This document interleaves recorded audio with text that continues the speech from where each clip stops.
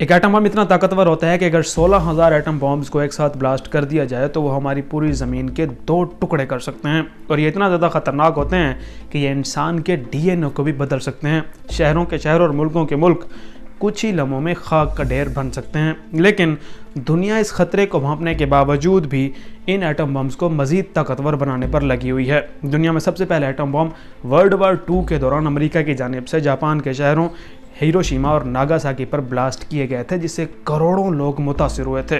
और आपको ये बात ज़हन में रखना होगी कि वो पुरानी टेक्नोलॉजी के एटम बम थे और आज के दौर में ये एटम बम काफ़ी ज़्यादा ताकतवर हो चुके हैं। और आप इस बात का अंदाज़ा लगा सकते हैं कि अगर आज के मॉडर्न एटम बम किसी मुल्क पर गिरा दिए जाएं तो वो कितनी ज़्यादा तबाही का बायस बन सकते हैं। तो क्या होगा अगर दो मुल्कों में लड़ाई हो जाए और वो एक दूसरे पर एटम बम ब्लास्ट कर दें? आइए बात करते हैं।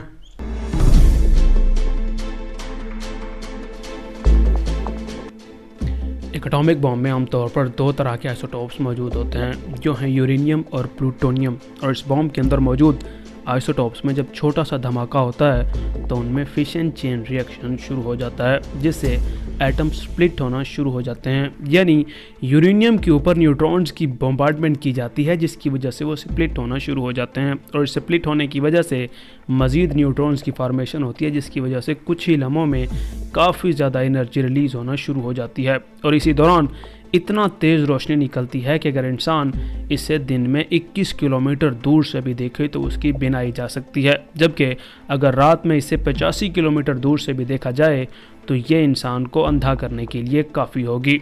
और अगर आज के दौर में अगर कहीं एटम बम गिरा दिया जाए तो साइंसदानों के मुताबिक 8 किलोमीटर के एरिया में आने वाली तमाम बिल्डिंग्स और दूसरी तमाम चीज़ें कुछ ही लम्हों में राख बन जाएंगी और इंसानों समेत दूसरे तमाम जानवर भी कुछ ही सेकंड्स में भाप बनकर उड़ जाएंगे। और इस एटम बम के नतीजे में न्यूक्लियर विंटर पैदा होगा, यानी एटम बम से बनने वाली खाक और भाप आसमान में उड़कर फैल जाएगी और एक बादल बना देगी, जिससे सूरज की रोशनी ज़मीन पर नहीं पहुंच पाएगी और टेम्परेचर इस कदर कम हो जाएगा कि इंसान का सर्वाइव करना मुश्किल होगा और बहुत से लोग सर्दी से मर जाएंगे। और इसके साथ साथ बहुत से एटॉमिक पार्टिकल्स और ख़तरनाक गैसें बादलों में शामिल होकर एसिड रेन का सबब बनेगी, जिसकी वजह से आसपास की तमाम ज़मीनें तबाह हो जाएंगी और वहाँ पर फसल उगाना मुश्किल हो जाएगा, यानी कहत साली हो जाएगी और बहुत से लोग भूख से मर जाएंगे। और सिर्फ इतना ही नहीं, बल्कि एटम बम के नतीजे में कई 100 किलोमीटर दूर रहने वाले लोगों के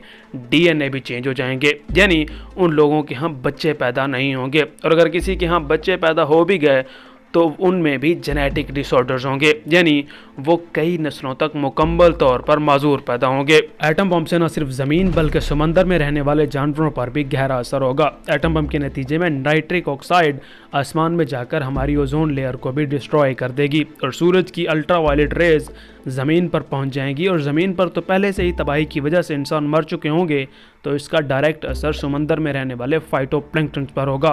फाइटोप्लैंक्टन्स आप समझ सकते हैं कि ऐसे एल्गी होते हैं जो समंदर में रहने वाली मछलियों और दूसरे तमाम जानवरों की खुराक होते हैं, और ये ख़त्म हो गए तो समुद्री हयात भी मुकम्मल तौर पर ख़त्म हो जाएगी।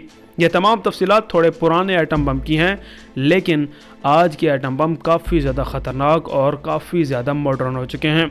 और अगर ये ज़मीन पर गिरा दिए जाएं तो किस कदर तबाही होगी, आप इस बात का अंदाज़ा अच्छी तरह से लगा सकते हैं। सो दुनिया के तमाम मुल्कों को चाहिए कि वो इस ख़तरनाक ईजाद में कंपटीशन की बजाय दुनिया की भलाई के लिए काम करें, क्योंकि अब अगर 2 मुल्कों में लड़ाई होती है और उनमें से कोई एक मुल्क गलती से भी दूसरे मुल्क पर एटॉमिक ब्लास्ट कर देता है तो फिर दूसरे मुल्क को रोकना नामुमकिन होगा और इस तरह ये लड़ाई बढ़ती जाएगी। और साइंसदानों के मुताबिक अब अगर एटॉमिक ब्लास्ट होते हैं, यानी एटम बम कहीं पर गिराए जाते हैं, तो फिर इस बात के काफ़ी ज़्यादा चांसेस हैं कि हमारे प्लेनेट अर्थ यानी हमारी ज़मीन से ज़िंदगी के आसार हमेशा हमेशा के लिए मिट जाएंगे।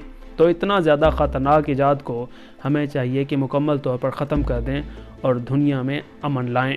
आप इसके बारे में क्या कहते हैं? अपनी राय कमेंट में ज़रूर दीजिएगा। मिलते हैं नेक्स्ट वीडियो में। अल्लाह हाफ़िज़।